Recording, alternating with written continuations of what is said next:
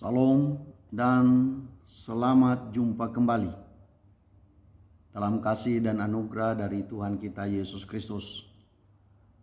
Saya berharap Bapak Ibu sekalian yang mendengarkan renungan ini tetap dalam keadaan sehat, dalam keadaan kuat, dan terus bersemangat untuk melayani Tuhan.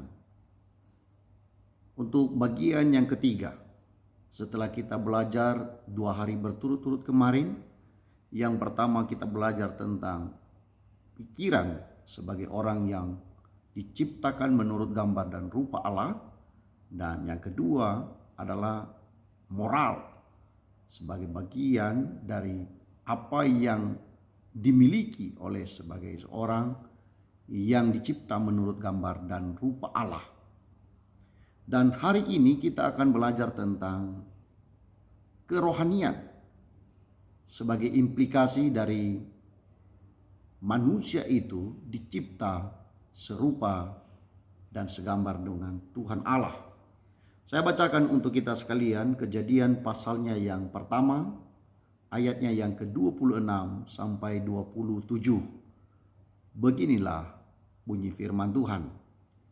Berfirmanlah Allah, baiklah kita menjadikan manusia menurut gambar dan rupa kita, supaya mereka berkuasa atas ikan-ikan di laut dan burung-burung di udara, dan atas ternak, dan atas seluruh bumi, dan atas segala binatang melata yang merayap di bumi.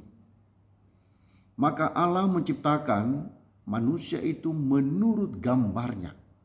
Menurut gambar Allah diciptakannya dia, laki-laki dan perempuan diciptakannya mereka. Bapak, Ibu, dan saudara yang terkasih, implikasi penciptaan manusia sebagai gambar dan rupa Allah menunjukkan bahwa manusia itu berbeda dengan ciptaan lainnya, baik itu hewan maupun tumbuh-tumbuhan. Unsur pembeda yang paling jelas adalah manusia memiliki pikiran, manusia memiliki moral, dan manusia memiliki kerohanian. Sementara hewan tidak memiliki ketiga hal tersebut. Khusus untuk hari ini, kita hanya membicarakan tentang kerohanian yang dimiliki oleh manusia yang dicipta segambar dan serupa dengan Tuhan Allah. Untuk memahami bagian ini, maka ada baiknya kita membaca Kejadian pasalnya yang kedua, ayatnya yang ke-7, yang berbunyi demikian. Ketika itulah Tuhan Allah membentuk manusia itu dari debu tanah dan menghembuskan nafas hidup ke dalam hidungnya. Demikianlah manusia itu menjadi makhluk yang hidup. Nafas hidup dari Tuhan inilah yang memungkinkan manusia dapat terhubung dengan Sang Khalik. Setiap orang memiliki hak untuk bertemu dengan Tuhan melalui rohnya dan bukan secara fisik. Manusia memiliki hak khusus lebih dari hewan, lebih dari binatang, dan lebih dari tumbuh-tumbuhan. Manusia memiliki bagian kekekalan di dalam dirinya karena rohnya berasal dari Tuhan. Pengkhotbah pasalnya yang ke-12 ayatnya yang ke-7 berbunyi demikian. Dan debu kembali menjadi tanah seperti semula, dan roh kembali kepada Allah yang mengaruniakannya. Tubuh yang fana kembali kepada tanah, tapi roh yang kekal yang berasal dari Allah kembali jugalah kepada Allah yang telah mengaruniakannya kepada manusia. Manusia bisa berdoa, manusia bisa bersyukur, manusia bisa meminta dan menyerahkan hidupnya kepada Tuhan. Orang yang kerohaniannya baik, maka ia akan semakin mengasihi Allah dengan sungguh-sungguh. Kasih merupakan daya dorong yang sangat kuat untuk mendekatkan manusia dengan Tuhan Allah. Hal ini jugalah yang telah dilakukan oleh Kristus kepada manusia yang berdosa. Ia datang untuk mendekatkan diri dan menyerahkan dirinya sebagai tebusan untuk manusia yang berdosa.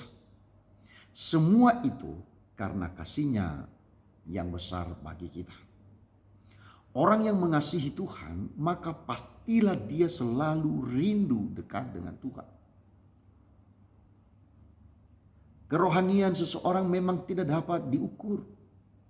Kita tidak dapat mengukurnya.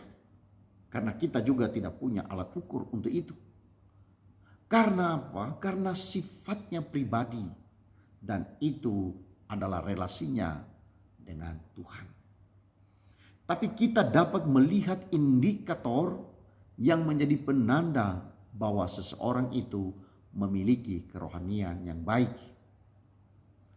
Yang dapat kita lihat adalah jikalau kita mengukur atau mau ingin memastikan bahwa seseorang itu memiliki kerohanian yang baik adalah bahwa dia rajin beribadah. Dia rajin beribadah dengan baik, baik itu di gereja, di persekutuan atau ibadah rumah tangga, dan berbagai ibadah-ibadah yang lainnya yang memang sudah disepakati atau yang dia sendiri siapkan diri untuk beribadah. Yang kedua, orang yang kerohaniannya baik, maka dia rajin membaca Alkitab. Karena isi hati Tuhan tertuang di dalam Alkitab. Dan orang yang kerohaniannya baik, dia rindu untuk mengerti isi hati Tuhan dan juga bersedia untuk melakukannya. Yang ketiga, orang yang kerohaniannya baik juga rajin untuk bersedekah, rajin untuk memberi, rajin untuk berdiakonia, rajin memberi uang, rajin berbagi pakaian, rajin juga untuk menawarkan makanan. Itu adalah hal-hal yang dapat kita lihat bahwa orang itu rajin bersedekah. Tentu hal yang lain adalah yang bagian keempat adalah memiliki sifat-sifat yang baik seperti sabar. Tentu ada banyak sifat-sifat yang lain yang dapat kita tuliskan. Tetapi pada kesempatan ini saya berikan contoh bahwa orang yang memiliki kerohanian yang baik, dia adalah orang yang sabar. Dia mampu menjalani kehidupannya dengan tenang, dengan sabar, menantikan jawaban-jawaban doa dari Tuhan, dan sekaligus berlaku sabar dalam segala hal yang menghambat imannya atau perlakuan-perlakuan orang yang mungkin menyakiti hatinya. Tapi dia sabar karena dia adalah orang yang percaya kepada Tuhan, orang yang memiliki kerohanian yang baik. Yang berikutnya adalah bagian yang kelima, bahwa orang yang memiliki kerohanian yang baik itu senang menyanyikan lagu-lagu rohani.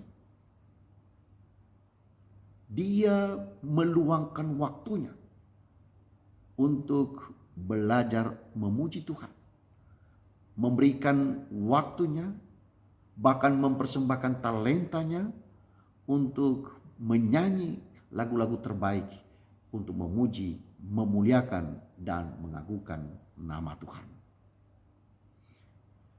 Dan berbagai indikator lainnya yang menunjukkan kedewasaan rohani seseorang. Intinya adalah bahwa orang yang memiliki kerohanian yang baik, maka dilihat dalam hubungan dengan Tuhan, atau terlihat dalam hubungannya dengan Tuhan dan sesama manusia. Kerohanian yang baik memungkinkan kita untuk ikhlas melakukan hal apapun demi kebaikan diri sendiri dan orang lain. Orang yang rohani, maka pastilah dia senang untuk menjadi berkat bagi banyak orang. Pertanyaannya adalah, apakah Anda memiliki kerohanian yang baik? Lakukanlah hal-hal yang baik dan benar dan jadilah berkat. Tuhan Yesus memberkati kita sekalian. Amin.